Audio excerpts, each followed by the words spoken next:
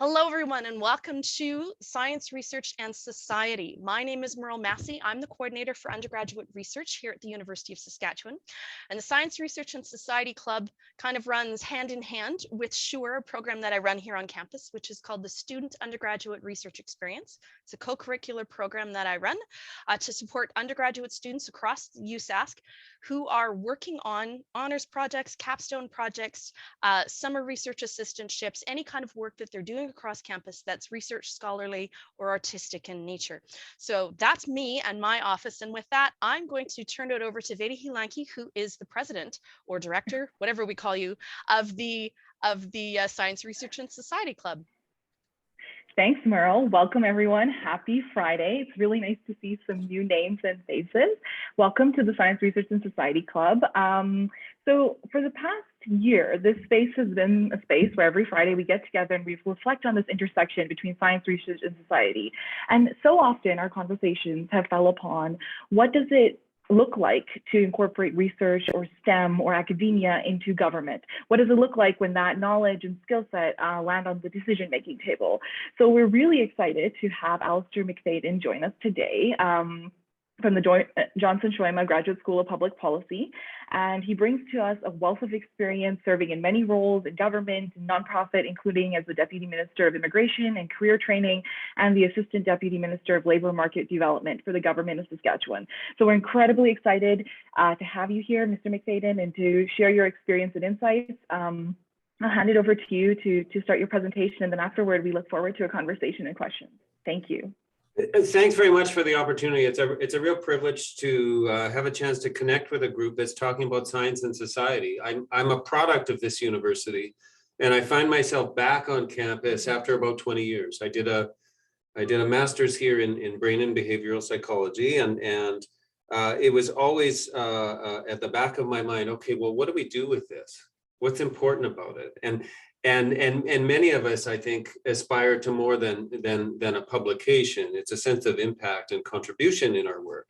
So it's terrific that you've got a group that can kind of incubate some of the practices. And what I hope to talk with you about is some of the things that I've learned about situating your research in a constructive space with the public service and the public sector and with decision makers. So I'll try to run through a few slides. I'll share my screen, and then I hope that it can be more dialogue than monologue. I'm actually eager for a bit of interaction because I've been here for about 6 months at the university, and this supports my orientation when I get to know people. So I'll share my screen. We'll get into it, and hopefully we all have our dreams come true with this conversation.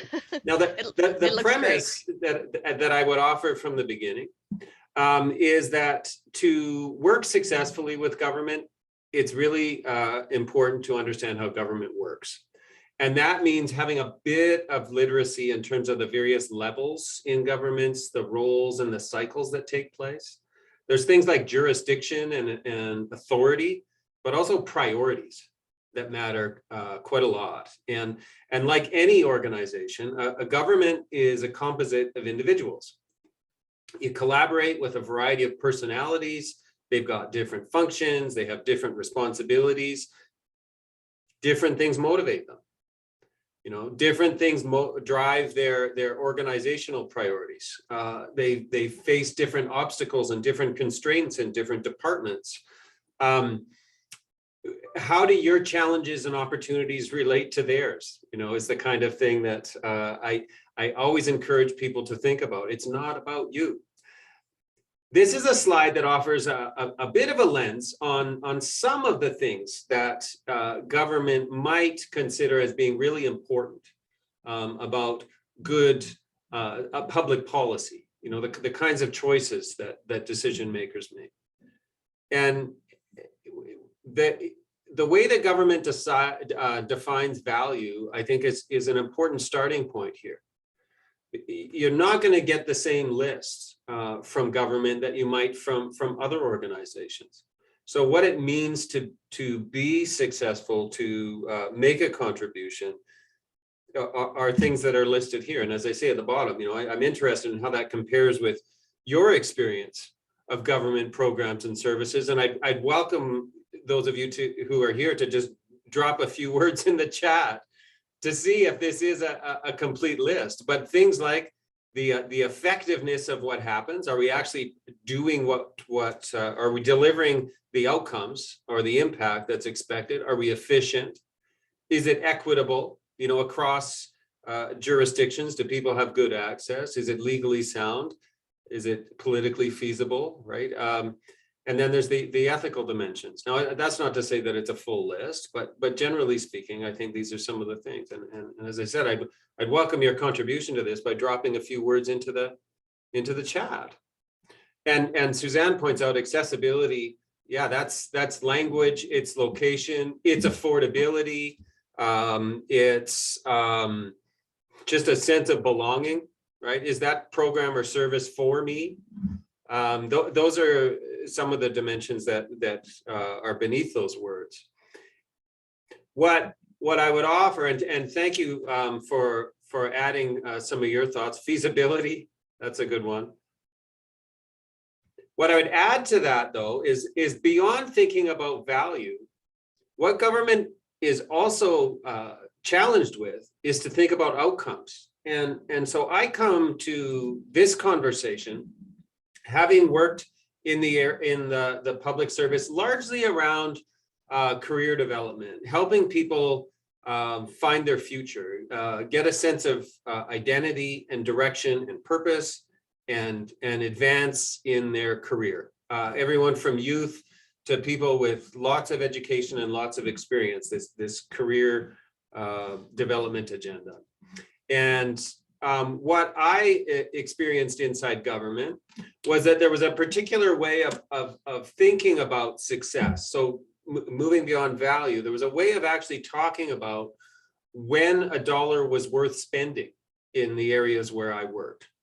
And essentially it came down to what's illustrated here, an apple and an orange, that in the labor force, the way that we talk about it in the media, the way that the elected will talk about it, it tends to be this characterization that there's two types of people. There's the people who have jobs, who need them, and there's the people, there's the people who don't have jobs who need them, and there's the people who do have jobs. And, so building the labor force and enabling a good quality of life, you end up with competing views about those words, just as we talked about with that word accessibility. What I noticed is that, for more than a generation, when government was contracting for services, they would use a performance scorecard that asks how many clients were served, how many people got jobs from that service, maybe how many of them went to school. Kind of a basic way of seeing if the intervention was successful. And it was essentially binary. Either they had a job or they didn't. But if you can characterize human beings and people in the workforce as apples and oranges, it is an intuitive approach. But governments were growing disappointed with the results of their investments, and they asked people like me to work on it. And so we started to look at what was actually going on in terms of the intervention. So we did some inquiry on this, and by asking questions, we learned that the contract managers who were buying services, well, they had different terminology and frameworks for what they were buying from service providers. The service providers were working in isolation from one another, even though they had common clients. We had public servants who weren't always very well coordinated in their activities. Sometimes they faced obstacles to making changes and making improvements. The elected wanted to see value for money. And then the individuals themselves, whether it was the employers who wanted workers, or the job seekers who wanted jobs, or the people in jobs who wanted to ladder up, well, they had needs that were unsatisfied. And in all of this, what was revealed, at least for me, and having a bit of a science background, was that the story was part of the problem. The framework, this binary definition of you're either employed or not, and buying services where the measure of success was employment was creating part of the challenge here. We learned what I'm sure all of you know, it's more than apples and oranges. It's not binary. And we had to find a different way to actually talk about success and the worthiness of investments. It meant a different type of engagement. And it was a pretty powerful lesson for me, because I learned from the beginning that the evidence that you bring to decision makers is interpreted differently by different people. And underneath that evidence is a whole bunch of complexity. So I'm going to come back to this, and I just want to give you a bit of an orientation, because to work with government, to find that synergy, it's worth understanding what government's about. So just to get us all on the same page, I just want to give a little bit of a really quick overview, all right? So the role of the elected and the role of political staff, all right? Because when we talk about government, it's not one thing. There's different sections. The ministers, for example, they're the ones who drive policy within their portfolio, and they're the decision makers. They're also usually the main communicators on a particular agenda. They don't run the administration of a ministry. Okay. Now they may want to question how the administration is going, but the relationship is more about the decision making and the choices in a minister's office. And they work with people in the public service who are nonpartisan, apolitical, and neutral to actually deliver the programs and services to the public. What you want to bear in mind is that it's not the officials, it's not the public servants who are the final decision makers on policy questions. Unless they have some authority that's provided in law, that the officials, their job is to present options to decision makers and to implement the government direction and decisions that are being made. So you think about the kinds of things that are happening during this pandemic. Options and advice and data are being advanced. And it's considered by ministers, it's considered by maybe a team of ministers at a cabinet table, or in some cases it might be at a committee. And when they make decisions, then it's up to the system to actually mobilize. So I just want to make sure that's clear to everyone, because I don't know that we all have that same exposure or understanding. And as I said, there's this role for the public service. There's the administration of a ministry or department. So my most recent work was as a deputy minister. So it's kind of that I had a department that had responsibility for what it took to build the labor supply, help people prepare for jobs and get jobs and keep jobs. And my role in particular was to be an advisor to a minister, give them very objective advice so that they could understand the circumstances around a problem, present some options and perhaps a recommendation with the criteria that would have resulted in that recommendation. But the elected make the choice. That's why we vote for them.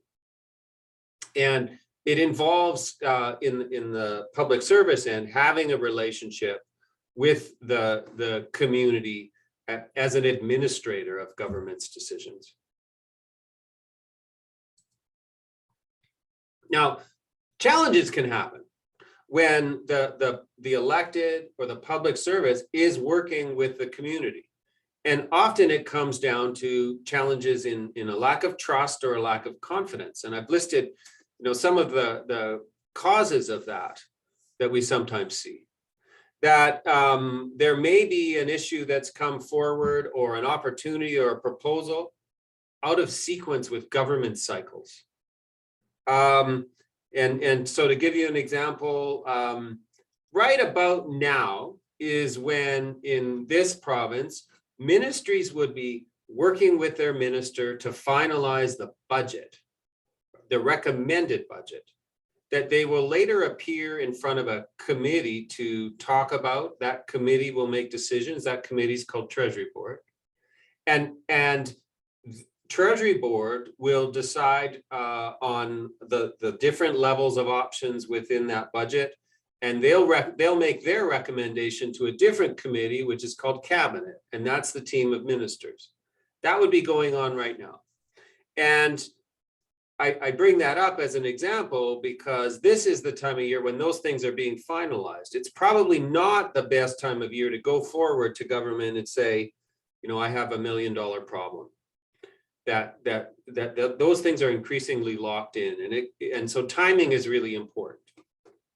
The quality of the information matters a lot, and how you provide it, the words that you use, it also counts. And I'm going to come back to that because it's a really critical consideration for those of us that want evidence-informed dialogue. Having a balanced perspective, demonstrating that it's not just you that believes this, that there are others, that perhaps there's a coalition or a community of voices that have related observations. Sometimes there's just suspicion, there's assumptions or history. All of that is difficult to control, but there are some things that you can do.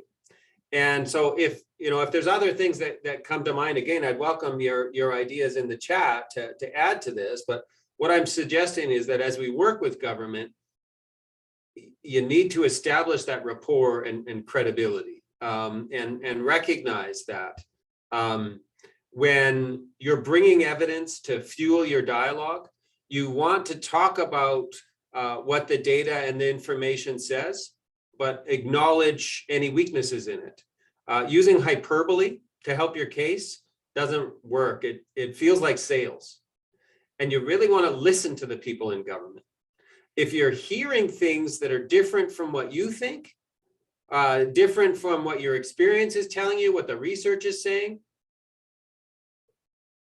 what I would recommend is that you, rather than move quickly to educate or inform, that you be curious and that you ask questions and ask them how they arrived at that, and try to find out more about them before you flip.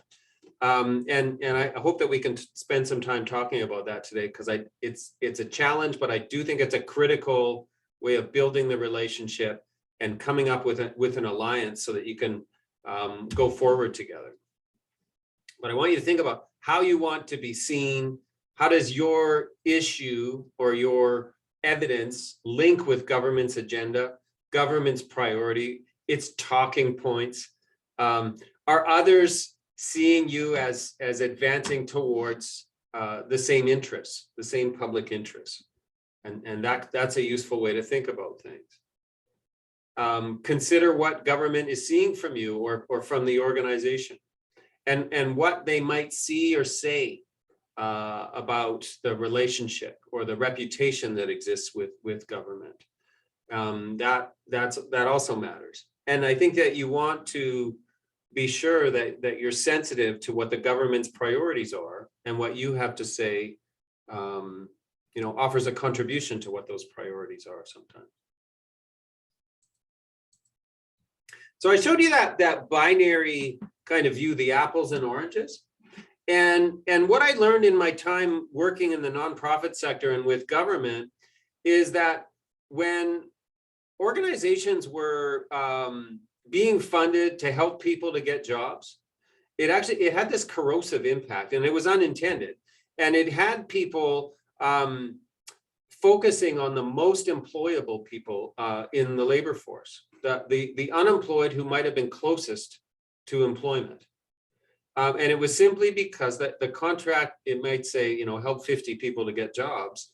And so it kind of makes sense, either consciously or not, that you would work with those who are most readily employable.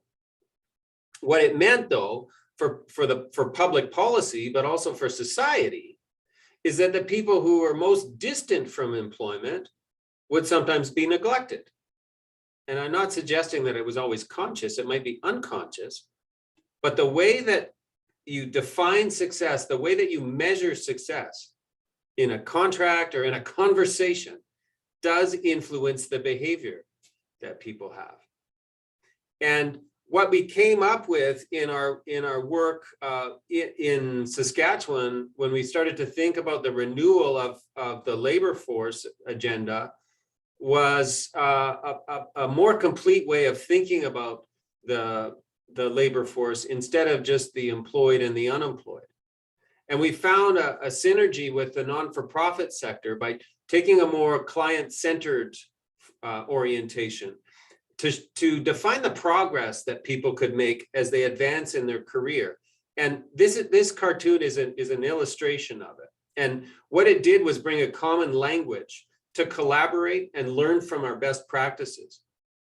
And just to walk you through very quickly, it's an acknowledgement that there are some things that need to happen before other things as you move forward in your career. Some of it might happen at home. At the very top, you'll see, for example, there's some essential needs and issues that we have before we can entertain employment, before we can go to school and find success.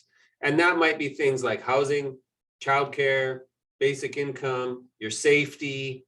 Many of those things exist. They're provided by different parts of government, but they're not always talked about as something that contributes to a person's employment or their employability.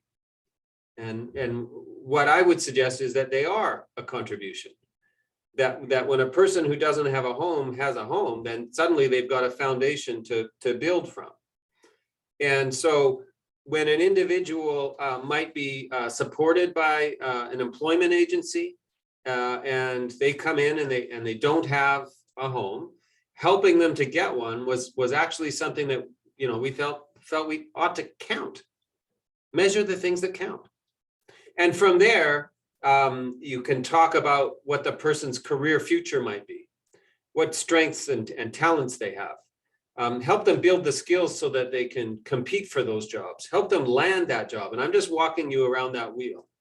Help them maintain that job over time. And then ladder up and advance in their career. You'll notice that there's nothing in this wheel that's specific to any demographic group. It's to suggest that what distinguishes us as individuals and across different demographic groups are the obstacles we face to making progress. And by talking about the kinds of outcomes we want, by writing contracts that are more nuanced than just employment and unemployment, we're able to focus on more innovative and creative solutions to deal with those obstacles. Come up with a common outcome framework, but a delivery system that's actually responsive. So let's come back to the topic at hand, which is how to navigate the policy world and situate research in a good space, constructive space with the government. And just like any relationship, there's things that are important that ought to be there in order to move forward. Trust is the one that we've talked about, that you want it to have a foundation so there's confidence in the advice that you're giving. There's open and full dialogue, a sense of partnership. That's why there's the handshake in here. What are the areas of alignment in terms of interests? Can you have that open communication? Speaking truth to power and having honest advice about what your observations are and how they interfere with the interests of the government. That kind of thing is important to have a constructive and long-term relationship, because you're going to face some headwinds together. You have a shared destiny. But in terms of advancing that, communication is always critical. And it's a two-way process. Sending the right message and confirming that it's being understood by the receiver. And likewise, when you're getting information from them, active listening and relaying back and summarizing what you've heard to make sure that you understand it. So here's some considerations on this slide for things that matter. Pardon me, I've skipped ahead. here's some of the things that matter, these 6 ideas. You want to actually try to be comprehensive, repeating back. So this is the idea that you do the active listening, you summarize it back to the other side. You use lots of channels. You might write, you might meet, you might talk with other stakeholders who might have the ear of decision makers. It's a way to create a bigger community of dialogue. But listening and also keeping it simple is important. And of course, there's this quote at the bottom that, one of the biggest problems with communication is this illusion that it's taken place. You do need to be relentless and over communicate with consistent and clear messages when you're trying to help people to understand where you're coming from and what you're trying to advance. And finally, what I would say is that taking time to build the relationship and establish trust is what's important. You want to have that in place so that you can affirm a relationship that has a rationale for what you're recommending. Being really well prepared is important, and figuring out how the other side likes to receive information, showing an interest in what their priorities are and how your solutions contribute to their priorities or address obstacles, giving them some options, maybe some quick wins. That's the kind of thing that allows you to advance in a relationship where you've got a collaborative partnership instead of a combative one. So those are some of the things that I've learned, and I've just done a very quick overview, and out of interest in getting a bit of dialogue going, I want to take these slides off right away and get your thoughts and hear a little bit more about your context for a session like this. Ultimately, and in the end, I think what we're talking about in today's session is finding synergy and creating an environment where you can talk about the issues openly and you can exchange what's known, and it's an exchange. It helps to build the understanding so that you can come up with more complete and comprehensive understanding before advancing towards solutions. And so having a rationale for it means understanding that other side and making an investment to see what their strategic agenda is, maybe what their political platform is, what does their social media or news releases say about what's important to that minister or that ministry, and what they're really focused on, and then framing what you have to say based on that, so that it's clear that you're working towards a shared vision as much as possible. And that can allow you to gain commitment and to bridge some of the complex issues that do need to be confronted, and they require a government solution, a public policy solution. But what I'm suggesting ultimately is finding areas for influence, so that it is a relationship that is collaborative and cohesive, so that you can face challenges with a commitment that allows for both sides to learn and to improve over time, and leverage one another's different perspectives. And some of these can be very tough discussions.